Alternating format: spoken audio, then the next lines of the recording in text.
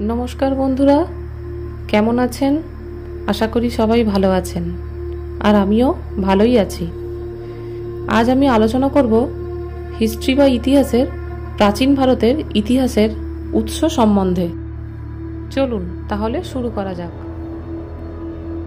कोनो विशेष समयेर इतिहास जानार जन्य प्राप्त प्रयोजनीय तथ्यई हलो इतिहास रचनार जन्य यथेष्ट। भारते आसा विभिन्न पर्यटकदेर रचित ग्रंथ और तादेर भ्रमण वृत्तान्त थेकेई प्राचीन भारतेर इतिहास सम्बन्धे जाना जाय। प्राचीन भारतेर इतिहास रचनार जन्य प्रयोजनीय उपादानगुलिके दुटो भागे भाग करा जाय, एक साहित्यिक दुई प्रत्नतात्त्विक। एबारे आसि साहित्यिक उपादान। साहित्यिक उपादानगुलिके आबार दुटी भागे भाग करा जाय, प्रथमत देशीय साहित्य और आरेकटी हच्छे वैदेशिक साहित्य। देशीय साहित्येर मध्य आछे आमादेर वैदिक साहित्य, धर्मशास्त्र, पुराण, महाकाव्य, बौद्ध और जैन साहित्य, जीवनचरित, एछाड़ा आरो अन्यान्य साहित्य सम्बन्धे। एबारे आमी वैदिक साहित्य सम्बन्धे जानिये राखी। वैदिक साहित्य रचना हयेछिलो ख्रीष्टपूर्व 1500 থেকে ख्रीष्टपूर्व 500 अब्देर मध्य। समग्र वैदिक साहित्य आबार चार भागे भाग हয়েছে, ऋक्, साम, যজু ও অথর্ব। বৈদিক বা আর্য সভ্যতার সমাজ, রাষ্ট্র ব্যবস্থা, অর্থনীতি সম্পর্কে জানার জন্য বৈদিক সাহিত্যের মধ্যে চতুর্বেদ, সংহিতা, ব্রাহ্মণ, আরণ্যক, উপনিষদ এই ধর্মীয় সাহিত্যগুলোর ভূমিকা খুবই গুরুত্বপূর্ণ।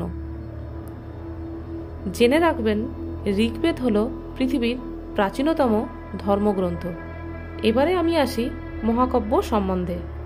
ভারতীয় সভ্যতা ও সংস্কৃতিতে দুটি ভারতীয় মহাকাব্য আছে। একটি হলো সংস্কৃত ভাষায় বাল্মীকি রচিত রামায়ণ, যেটা কৃত্তিবাস ওঝা বাংলায় অনুবাদ করেছেন। অপরটি হলো সংস্কৃত ভাষায় ব্যাসদেব রচিত মহাভারত, যেটা কাশিরাম দাস বাংলায় অনুবাদ করেছেন। এবারে আমি আসি ধর্মশাস্ত্রের ব্যাপারে। ধর্মশাস্ত্র যেমন মনুস্মৃতি, নারদ স্মৃতি, যাজ্ঞবল্ক্য স্মৃতি ইত্যাদি ধর্মীয় শাস্ত্রগুলি থেকে প্রাচীন ভারতীয় সভ্যতার বিস্তৃত বিবরণ পাওয়া যায়। পুরাণ সম্বন্ধে সবাই কম বেশি জানেন, তবুও বলে রাখি প্রাচীন ভারতের ইতিহাস জানার জন্য ভারতীয় পুরাণ উল্লেখযোগ্য ভূমিকা পালন করে। মোট পুরাণের সংখ্যা হলো 18টি।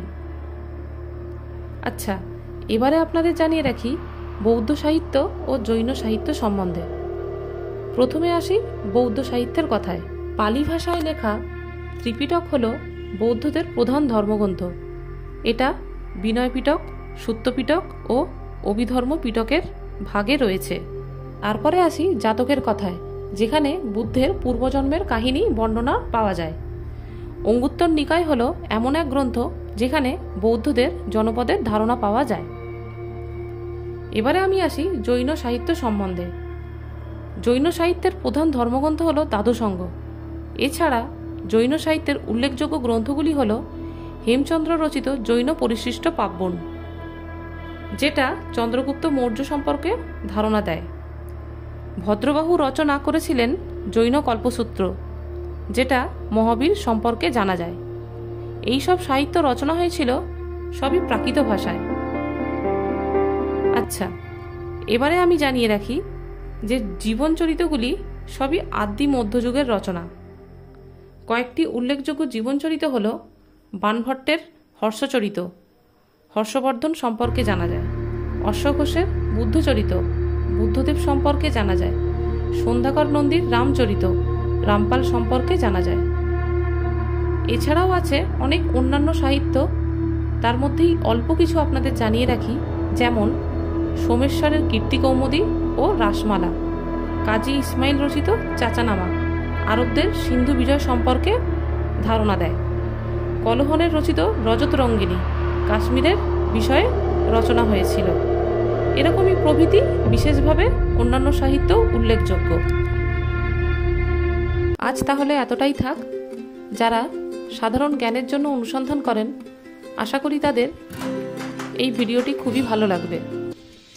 আর যারা প্রতিযোগিতামূলক পরীক্ষা অ্যাটেন্ড করছেন তাদের এই ভিডিওটি খুবই কাজে আসবে। এই ভিডিওটি বা আলোচনাটি কেমন লাগলো আপনারা সবাই কমেন্টের মাধ্যমে জানাবেন। যদি আমার এই ভিডিওটি ভালো লেগে থাকে লাইক, কমেন্ট এবং সাবস্ক্রাইব করতে ভুলবেন না। পরবর্তী ভিডিওর নোটিফিকেশন পাওয়ার জন্য বেল আইকনটি প্রেস করে রাখবেন।